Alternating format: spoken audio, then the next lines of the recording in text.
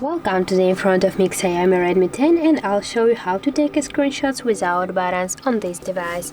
So first you should go to the settings app and scroll down to the additional settings.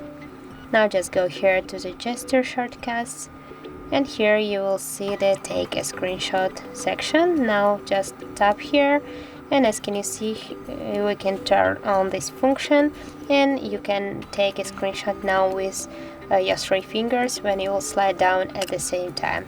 As can you see, we get here the screenshot, we can send him.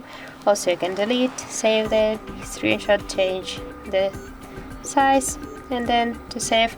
If you will save the screenshot, you will find him in a photo gallery, I think, later. So that's it. If you found this video helpful, leave like, comment and subscribe our channel.